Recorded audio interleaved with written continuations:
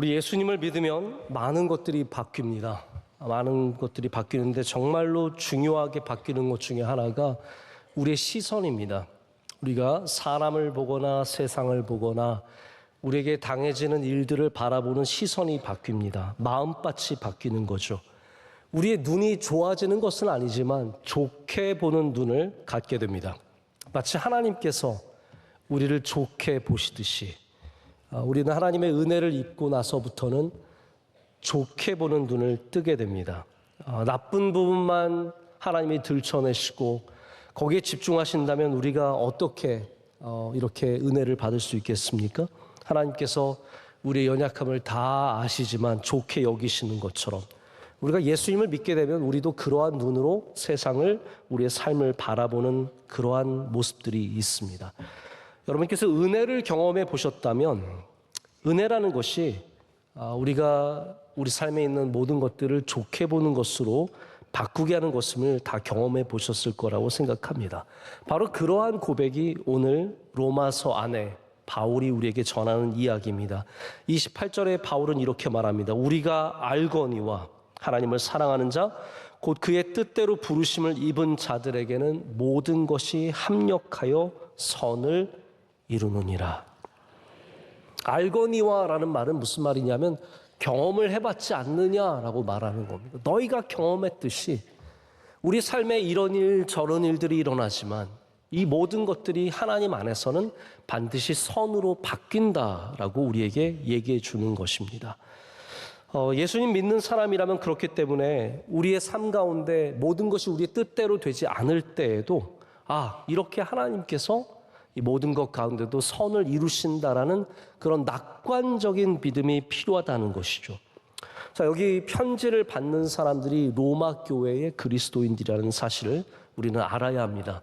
당시 그들이 어떤 삶을 살았는지 우리가 다 고증해서 알 수는 없지만 우리는 로마가 최소한 아주 그리스도인들에게는 어려운 곳이었다는 사실만큼은 기억해야 합니다.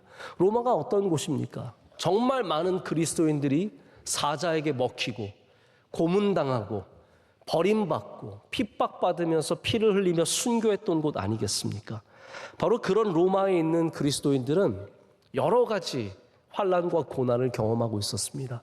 우리 교회를 오래 다니시면서 로마서를 읽어보신 분들이 분명히 계실 텐데 로마서는 구원의 역사의 가장 중요한 책 중에 하나입니다.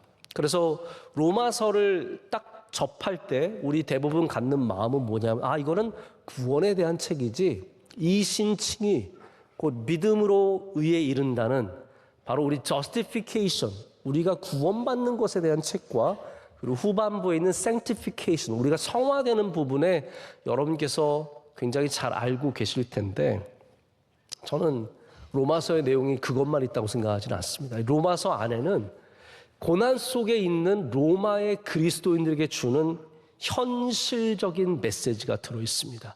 그것이 바로 오늘 8장 중반부터 나타나는 이야기입니다. 18절에 바울이 이렇게 이야기합니다. 생각하건대 현재의 고난은 장차 우리에게 나타날 영광과 비교할 수 없도다. 다시 말해서 로마 그리스도인들이 고난을 당하고 있다는 거죠. 현재의 고난. 우리 지금 당하고 있는 여러 가지 어려움이 있지만 그 미래에 나타날 영광, 바로 낙관적인 그 믿음을 우리에게 보여주면서 그것과 비교할 수 없을 정도로 우리는 나중에 큰 영광을 얻게 될 것이다 얘기합니다. 자, 그런데 그러기 위해서 우리가 가져야 하는 세 가지 확신을 그 이유로부터 다루고 있습니다. 첫 번째 확신은 뭐냐면 26절에 적고 있듯이 우리가 연약하지만 성령께서 우리를 위해 친히 간구하신다는 사실, 이걸 잊지 말라는 겁니다. 나는 연약하지만, 나는 제대로 기도도 못하지만 이 연약함 속에 있는 나를 위해서 지금 성령께서 친히 탄식하며 우리를 위해 간구하신다는 것이고, 두 번째는 28절에 있는 말씀인 것처럼 모든 것이 합력하여, 오늘 중심 구절이죠. 모든 것이 합력하여 선을 이룰 것이다라는 믿음. 그리고 마지막에는 우리가 읽진 않았지만 35절부터 39절까지는 정말로 귀하고 아름다운 말씀입니다. 이 세상의 어떠한 것도 그리스도 예수 안에 있는 하나님의 사랑으로부터 우리를 끊을 수 없다라고 말합니다. 환난도, 고난도, 곤고도, 핍박도, 죽음도, 권세도, 천사도 그 어떤 것도 하나님의 사랑으로부터 우리를 끊을 수 없노라. 이것이 바울이 우리에게 외치고 있는 낙관적인 믿음의 바탕입니다. 우리가 왜 낙관적이냐? 우리가 왜 긍정적이냐?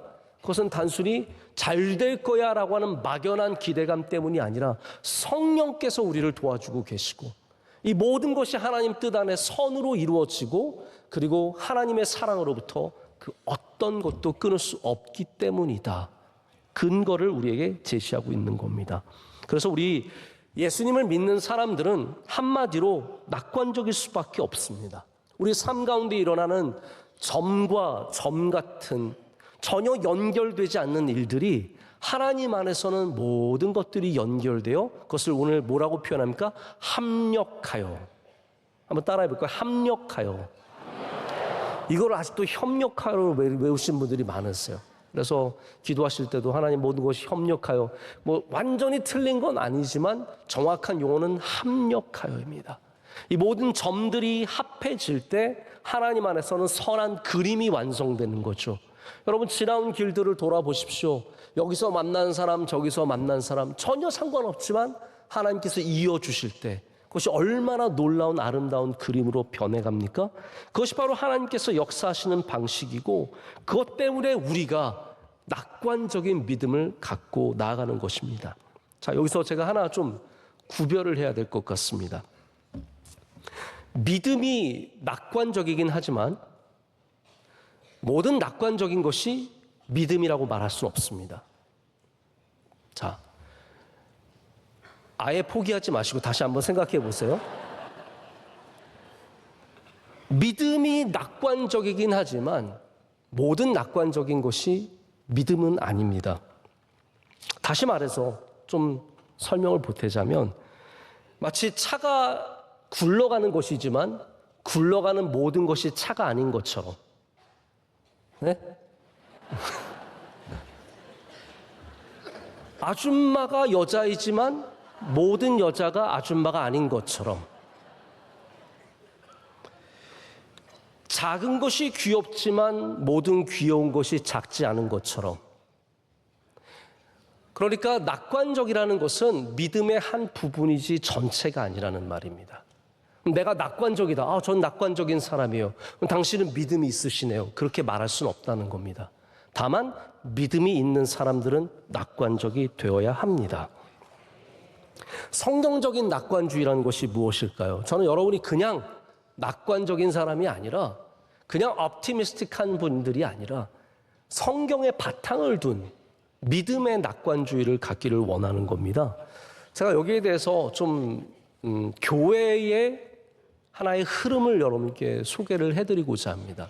제가 이제 교회사 전공한 사람이기 때문에 교회사에 저는 깊은 관심을 갖고 이 긍정주의 신학에 대해서도 제가 공부를 예전에 오랫동안 한 적이 있습니다. 거기에 대해서 좀 말씀을 드리길 원하는데 우리 성경 안에는 메시지들이 긍정적인 메시지가 많기 때문에 당연히 설교를 하다가 보면 긍정성에 대해서 긍정적인 사고와 긍정적인 우리의 자세가 얼마나 중요한지 얘기를 하게 됩니다. 그런데 이게 신학이 되는 과정이 있었습니다.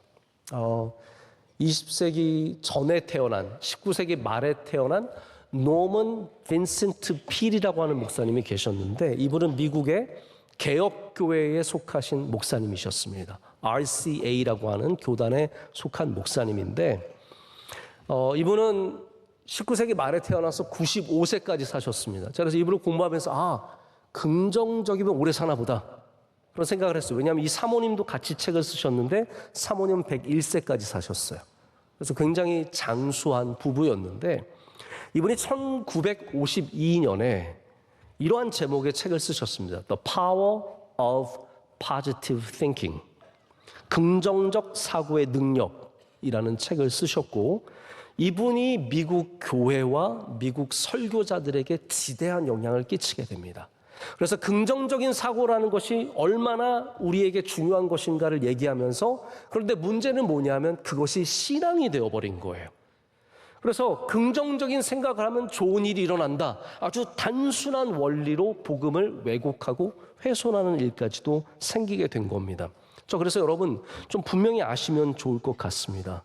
여러분, 믿음은 아까 비슷한 얘기인데, 믿음은 긍정적이지만 긍정이 믿음은 아닙니다. 이런 긍정적 사고를 아주 유명하게 우리 가운데 퍼뜨리고 또 많은 사람들에게 영향력을 끼친 분이 지금도 목회하시는 텍사스의 조엘 오스틴이라고 하는 목사님이고, 그분의 책 긍정의 힘, 이게 사실은 Your Best Life Now라고 해서 긍정이라는 단어는 써있지 않지만 안에 내용이 다 긍정이에요. 그래서 노먼 빈센트 필의 직계 후계자가 바로 조엘 오스틴 목사님이라고 할 수 있는 겁니다. 이게 우리나라에서도 크게 베스트셀러가 되고 많은 분들이 힘을 얻은 말씀이었어요. 하지만 저는 그 부분을 좀 지적하고 싶어요. 긍정이 신학이냐? 그렇진 않다라는 거예요. 우리의 신앙 속에 긍정성이 있다는 것은 분명하지만, 예를 들어서 내가 좋은 생각을 하면 좋은 일이 일어난다. 이것은 신앙은 아니라는 거예요. 이거를 가르치는 것은 복음이 아닙니다. 저는 긍정을 신앙처럼 여기는 분들을 종종 만날 때가 있습니다. 믿음 좋으신 분들 가운데 그런 분들이 계세요. 제가 이제는 테니스를 안 친 지 꽤 오래됐는데, 예전에 테니스를 칠 때 한 목사님과 우연히 그분이 함께 오셔서 저희와 함께 치게 되었는데, 이분은 정말 긍정적인 분인 거예요. 제가 그래서 서비스를 뭐 실패하거나 아니면 뭐 실수해서 공이 나가면 막 혼자서 막 그럴 수 있잖아요. 그러면 그럴 때마다 저한테 오셔서, 목사님 그렇게 하시면 안 돼, 그렇게 실망하시면 안 되고요, 이건 반드시 잘 된다는 믿음을 갖고 하셔야 되고, 나는 잘 되고, 따라해보세요. 나는 잘 될 거다. 나는 진짜 절 따라하는 게 아니라 그분이 저한테 얘기하시는, 나는 잘 될 거다, 따라하라고. 그래서 막 이게 내가 지금 테니스를 치는 건지 예배를 드리는 건지 모르겠죠. 매번 처음에 하실 때는 저는 상당히 도전을 받고 은혜를 받고, 이분 훌륭하신 분이다, 이렇게 긍정적인 분이 어딨냐 그랬던데, 1시간 지나면서 긍정이 아니라 짜증이 제 안에 가득 채워진, 긍정을 미치는 게 아니라, 여러분, 한국 목회자 가운데도 긍정을 신앙으로 여기는 분들이 꽤 있습니다. 우리는 긍정적인 사고를 통해서 긍정적인 미래를 만들어가는 게 아니라, 더 좋게 생각하면 더 좋은 일이 일어난다가 아니라, 우리가 가져야 하는 믿음은 뭐냐면요, 하나님은 선하시기 때문에 하나님이 하시는 모든 일들은 합력하여 선이 된다라는 믿음이에요. 그것이 우리의 베이스입니다. 내가 연약하지만 성령님께서 나를 도와주시기 때문에, 지금 이 일은 나에게 맞지 않아 보이지만 하나님께서 이 모든 것을 합력하여 선으로 이끄시기 때문에, 그리고 무엇보다도 하나님께서 나를 향하신 그 사랑을 그 어떤 누구도 끊을 수 없기 때문에, 우리는 그러한 믿음으로 성경적인 낙관주의자가 되는 것이지 단순한 긍정주의자가 되는 것이 아니라는 겁니다. 성경적 낙관주의의 또 다른 면은, 이것이 막연한 낙관주의가 아니라 현실에 깊이 뿌리 내린 아주 현실적인 낙관주의라는 것에 있습니다. 제가 이 시간 여러분께 제가 이야기 하나를 좀 제대로 전해드리려고 합니다. 제가 굉장히 좋아하는 이야기고 나름대로 아끼는 이야기인데, 이걸 언제 써먹어야 되나 한참 붙잡고 있다가 오늘 이 이야기에 맞는 예화라서 제가 좀 나누기를 원합니다. 스톡데일이라고 하는 장군에 대한 이야기입니다. 이 스톡데일은 1923년에 미국의 일리노이에서 태어났습니다. 47년에 해군 사관학교를 졸업하고 그리고 베트남 전쟁에 참전하게 됩니다. 그런데 1965년 9월 9일 북베트남에서 그가 타고 있었던 헬기가 격추됨으로 말미암아 전쟁 포로가 되었습니다. 하노이 힐튼 포로 수용소에서 1973년까지 무려 8년 동안을 전쟁 포로로 잡혀 있었습니다. 그는 지속적인 고문을 당했고 온갖 수모를 당했지만 그 안에서 낙관적인 생각으로, 그리고 반드시 살아나리라고 하는 집념으로 그곳에서 빠져나오고 마침내는 자유를 얻었습니다. 무려 2년 동안 족쇄를 차고 수용 생활을 했습니다. 여러분, 사람이 하루만 붙잡고 있어, 하루만 묶여 있어도 견딜 수 없을 텐데 2년을 당했으니 이게 정신병이 생기지 않으면 이상할 정도의 아주 최악의 상황에서 포로가 되었습니다. 그는 1969년에는 몇 차례의 혹독한 고문을 당한 후에는 도저히 살 소망이 없어서 독방에서 자살을 시도하기도 했습니다. 하지만 이분은 수감 생활 동안에 많은 사람들에게 지대한 영향을 끼치면서 그 사람들이 살아서 나갈 수 있는 그러한 도움을 주었고, 많은 포로들이 스톡데일 장군 덕분에 살아서 나갔다고 하는 전쟁 영웅입니다. 이분을 우리 경영서적 중에 바이블 중에 하나라고 할 수 있는 위대한 기업에서, 아니 좋은 기업에서 위대한 기업으로, Good to Great이라고 하는 책을 쓰신 짐 컬린스가 인터뷰를 했습니다. 인터뷰를 하면서 이런저런 얘기를 들었습니다. 자기는 낙관적이어서 살 수 있었다고. 자, 그런데 짐 컬린스가 물었습니다. 그러면 포로들 가운데 수용소 생활을 견뎌내지 못한 사람들은 누구입니까? 누가 그 생활을 견뎌내지 못했습니까? 물었을 때 스톡데일 장군이 이렇게 대답합니다. 그거 간단하죠. 낙관주의자들입니다. 이렇게 얘기를 했습니다. 여러분, 여기 모순이 있지 않습니까? 자기는 낙관적이어서 살았다고 하는데 정작 포로 생활을 견디지 못한 사람들은 낙관주의자들이래요. 이걸 듣고 짐 컬린스가 이해가 되지 않아서 묻습니다. 아니, 낙관주의자들이 산다면서요? 라고 했더니 이분이 이렇게 설명합니다. 낙관주의자들인데 어떤 낙관주의자들이냐면 막연하게 낙관적인 사람이라는 거죠. 나 이번 크리스마스 때는 나갈 거야. 나 이번 크리스마스 때는 반드시 이 포로 생활에서 벗어날 거야. 그런데 크리스마스가 왔는데 못 나가요. 그럼 실망하는 겁니다. 또 낙관적이 돼요. 그래, 부활절까지는 나가겠지. 미국 사람들은 그래도 굉장히 성경적인 기준을 갖고 있죠. 크리스마스, 부활절. 부활절은 나갈 거야. 기대를 했는데 부활절에 못 나가요. 그러면 또 그럼 이번엔 추수감사절은 나가겠지 했는데 추수감사절에 또 못 나가죠. 그러면 그분들이 상심에 빠져서 결국은 죽어버린다는 거예요. 이분이 이렇게 강조를 합니다.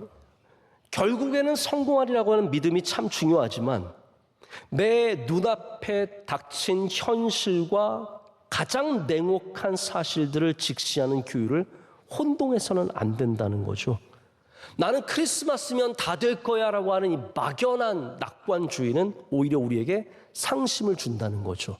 제가 청년대학부에 있어 보면 우리 청년들 가운데 올해는 반드시 결혼할 거야, 그런 기대를 가졌다가 상심하게 되면 몇 번 반복되면 그 다음에는 포기하는 사람들이 굉장히 많습니다. 그게 아니라는 거죠. 짐 컬린스가 이 스톡데일 장군을 만나면서 만들어낸 말이 스톡데일 패러독스입니다. 스톡데일의 모순이라는 뜻이죠. 이 모순은 뭐냐면 낙관적이어야 하지만 우리의 현실을 바로 보는 눈을 가져야 한다는 말입니다. 현실과 상관없이 낙관적인 사람들이 실망하고 실패한다는 거죠. 오늘 여러분 말씀을 보십시오. 이 말씀 안에 로마 교회가 당하고 있는 고난과 어려움을 무시하는 말이 있습니까? 없습니다. 바울은 현실을 직시하고 있는 것. 우리의 고난은 현재 크도다. 우리가 당하고 있는 아픔은 크도다. 그러나 하나님께서 반드시 선으로 바꾸어 주실 것이다. 성령님께서 도와주실 것이다. 이것이 바울이 전하고 있는 성경적인 낙관주의예요. 여러분, 우리가 오늘 교도문 속에서도 읽지 않았습니까? 시편에 있는 다윗의 수많은 외침이 무엇입니까? 그러니까 처음에는 어떻게 시작하냐면요, 하나님 이거 도대체 언제까지입니까? 어떻게 저를 이렇게 버리실 수 있습니까? 현실을 직시하는 말을 하지만 그 나중에는 늘 낙관적이 됩니다. 주는 나의 구원이시오, 나의 방패시오, 나의 피할 산성이시오. 할렐루야. 주님이 나를 도와주신다는 그 확신을 가졌기 때문에 어쩌면 스톡데일보다 더 심각한 광야의 15년의 생활을 다윗이 이겨낼 수 있었던 것 아니겠습니까? 그래서 성경적인 낙관주의는 베큐메 상태, 진공 상태에서의 낙관주의가 아니라 우리 현실에 깊이 뿌리 내린 낙관주의입니다. 여러분, 절대로 그냥 무조건 잘 될 거야 이런 말 하지 마십시오. 하나님께서 우리와 함께 하시니 잘 될 거야. 이게 성경적인 낙관주의입니다. 지금 아무것도 아니야. 그런 문제 갖고 너무 고민하지 마. 저는 오히려 너무 문제를 가볍게 여기고 아무것도 아니라고 말할 때 굉장히 마음이 어렵습니다. 여러분, 어려운 문제 맞습니다. 다만 우리가 가져야 하는 마음은 뭐냐면 이런 어려운 문제에도 불구하고 하나님은 그것을 선으로 바꾸실 수 있는 분이시라는 거예요. 저희 교회 안에도 아이가 생기지 않아서 많이 기도하시고 어려움을 가지신 가정들이 꽤 많이 있습니다. 저희도 그 가정들을 위해서 늘 기도하는데 그 가운데는 이제 시험관 시술이라고 하죠. 인공수정을 통해서 아이를 갖고자 하는 분들도 있습니다. 어떤 분들은 뭐 믿는 사람들이 그러냐 그러는데 여러분 그건 진짜 잘못된 오해입니다. 생명은 인공적으로 가지려고 해도 하나님이 은혜 주셔야 됩니다. 뭐 시험관 시술하면 뭐 다 애 생기는 줄 아세요? 절대로 그렇지 않습니다. 어떠한 노력을 해도 그거는 다 모든 것 가운데 하나님의 뜻하심과 은혜가 있다는 것을 잘 아셔야 돼요. 근데 이렇게 시험관 시술을 7번, 8번 하면 여자들이 정말 몸이 지칠 대로 지칩니다.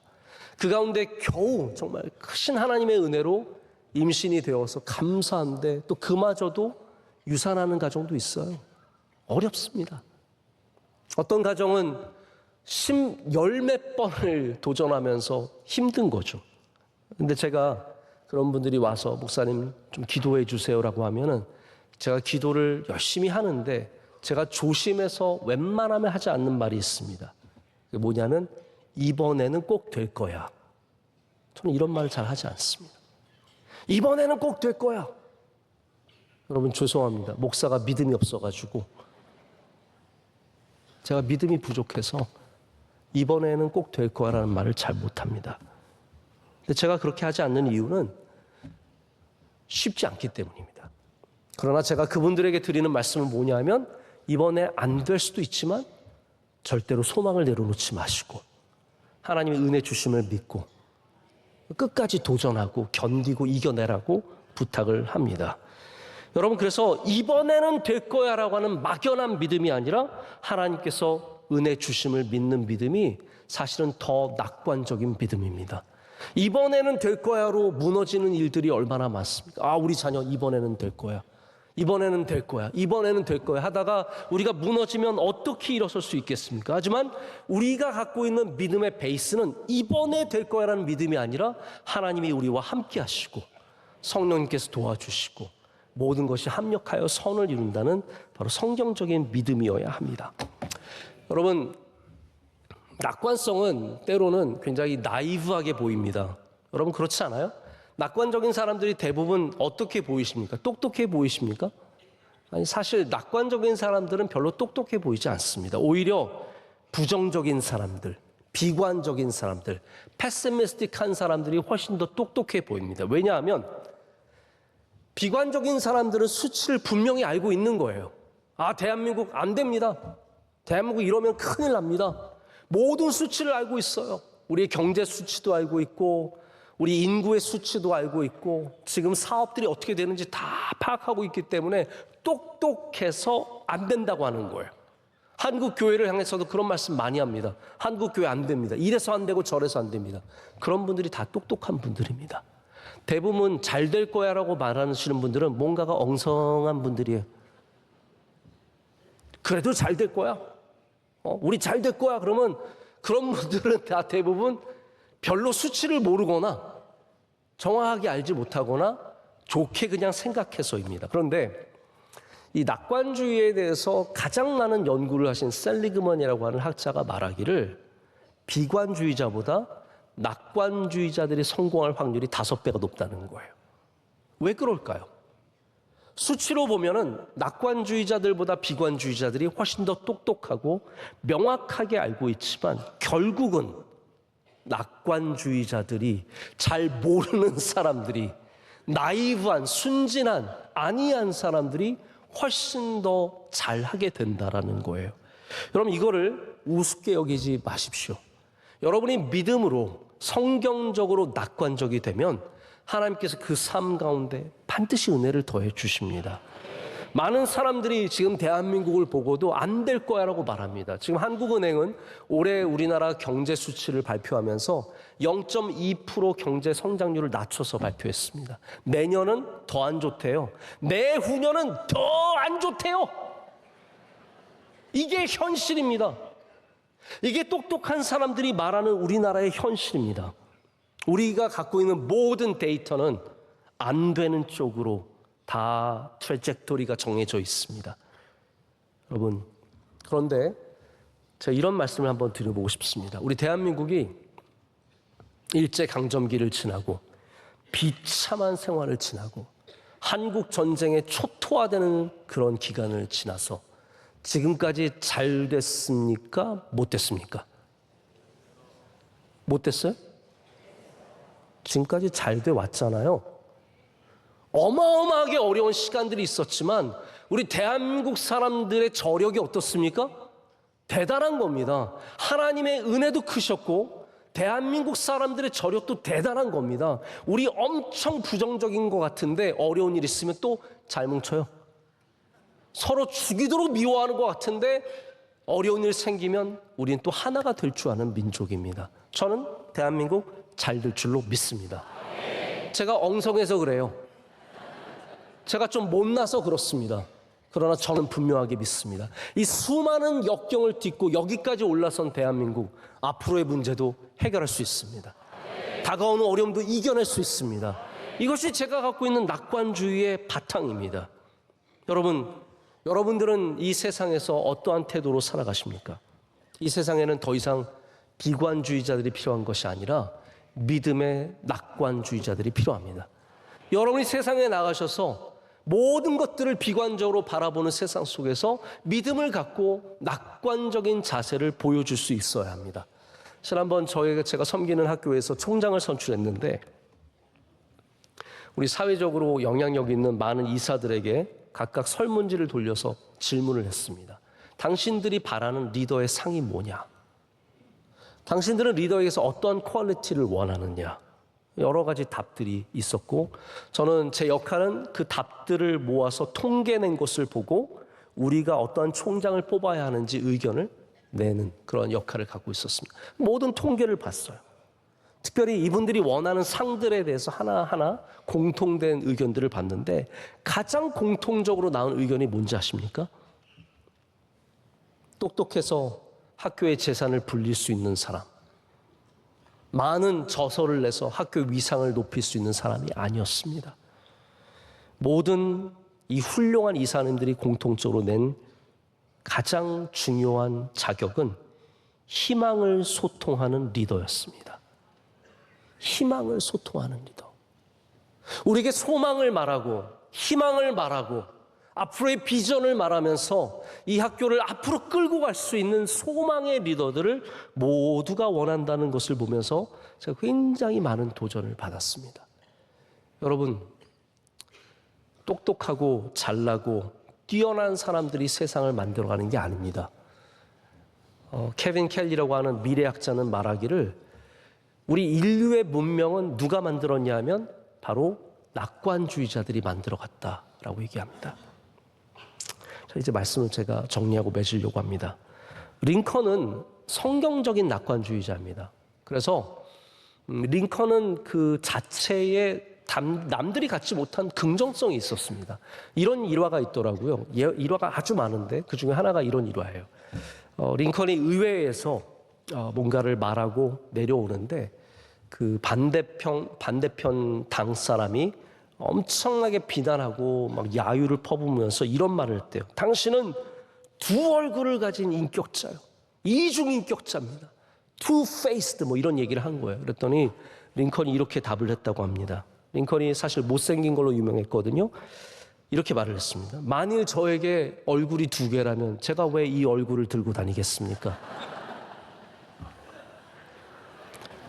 저는 링컨이 갖고 있는 이런 어떠한 기본적인 긍정성과 그가 특별히 성경에 바탕하고 있는 낙관주의가 바로 남북전쟁을 이겨내는 힘이었다고 생각합니다. 그런 비참한 남북전쟁 속에서 수많은 젊은이들이 목숨을 잃어가는 그 전쟁 속에서 그는 소망을 찾았고 그것이 바로 노예 해방이었습니다. 노예 해방이라고 하는 이 소망을 통해서 링컨은 그들이 마주한 이 죽음이 그냥 단순한 죽음이 아니라 그들이 하나님 앞에 쏟는 속죄의 죽음이었다는 것을 고백하면서 이 나라가 도덕적으로 하나님 앞에 바로 서야 한다는 것을 주장하면서 나라가 하나 되는 일에 힘쓰고 그 상처 많은 남북을 하나 되게 하는 낙관적인 리더가 되었습니다. 여러분, 우리는 낙관주의자입니다. 그게 뭐 멋있어서도 아니고 인기가 있어서도 아니고 우리가 갖고 있는 믿음 때문이에요. 우리 예수님께서 뭐라고 말씀하셨습니까? 내가 세상 끝날까지 너희와 항상 함께 하리라. 그것이 우리의 낙관주의의 베이스입니다. 오늘 말씀처럼 성령께서 우리를 위해 친히 탄식하시며 간구하시기 때문에 낙관적이 되어야 하고 하나님 안에서 모든 것이 합력하여 선을 이루기 때문에 낙관적이 되어야 하고 그 어떤 것도 우리를 하나님의 사랑으로부터 끊을 수 없기 때문에 오늘 우리는 다시 낙관적으로 우리의 삶을 바라보며 우리 한국 교회를 바라보며 우리 한국 사회를 바라보며 나아갈 줄로 믿습니다. 기도하겠습니다. 하나님 아버지 감사합니다. 오늘 주님께서 부르신 이 자리에서 주님께 예배 올리게 하심을 감사합니다. 하나님 모인 우리 모두에게 주님의 은혜가 넘쳐나게 하여 주시오며 우리 삶 속에 일어나는 수많은 일들이 하나님의 뜻 안에서 선이 되도록 주님 친히 역사하여 주시옵소서. 예수님의 이름으로 기도드립니다. 아멘.